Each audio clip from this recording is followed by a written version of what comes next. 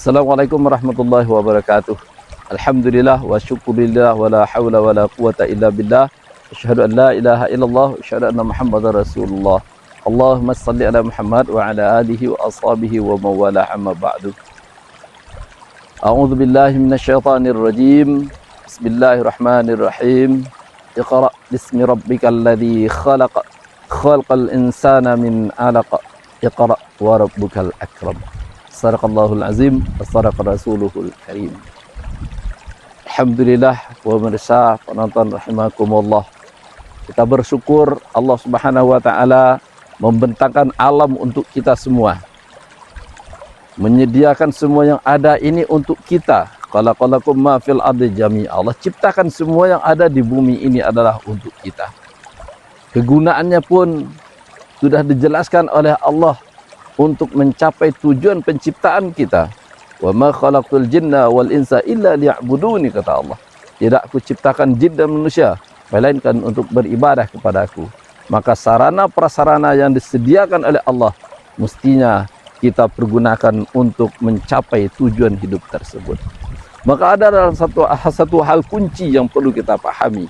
Sebagaimana yang dijelaskan oleh Imam Al-Bukhari dalam satu judul bab kitabnya dari Sahih Bukhari, al-ilmu qabla al-amal. Berilmu sebelum beramal. Alam yang dibentangkan Allah ini perlu kita olah, kita manfaatkan dengan ilmu sebelum pekerjaan itu kita mulai. Menanam padi ini umpamanya, kalaulah tidak diawali dengan ilmu bagaimana teknik menanam itu yang benar, maka hasil yang diharapkan pastilah tidak akan tercapai dengan baik. Ada orang yang hanya asal tanam saja tanpa mengolah lahan, bisa dipastikan padi yang ditanamnya akan kalah oleh rumput yang sudah ada tumbuh sebelumnya. Nah, berbagai macam cara yang dilakukan itu, inilah yang menjadi ilmunya, inilah kuncinya. Banyak hal, tidak hanya menanam padi, dalam kehidupan sehari-hari, ilmu mestilah awal dari amal tersebut. Al-ilmu qabla al-amal. Ilmu sebelum beramal. Alhamdulillah, semangat untuk menuntut ilmu agar meningkat amal tersebut sudah dilakukan oleh masyarakat kita, oleh semua manusia barangkali. Namun ada hal yang sangat penting bagi kita sebagaimana ditegaskan Allah dalam ayat pertama yang diturunkan kepada Rasulullah Muhammad SAW, yang awalnya adalah Iqra bismi rabbikal ladzi khalaq. Bacalah dengan nama Rabbmu yang telah menciptakan. Artinya mempelajari, menggali ilmunya itu, memiliki ilmunya itu haruslah selalu dikaitkan dengan Sang Pencipta, Sang Alim yang Maha memberikan ilmu, Allah Subhanahu wa taala. Tidak ada dikotomi ilmu dalam Islam sebenarnya. Ada ilmu dunia, ada ilmu agama. Semua ilmu itu berasal dari Allah Subhanahu wa taala, karena Allah lah yang Al-Alim. Maka bagi kita ketika mempelajari satu bidang, satu ilmu yang ingin kita kaji, mestilah selalu terintegrasi iman dan ilmu tersebut.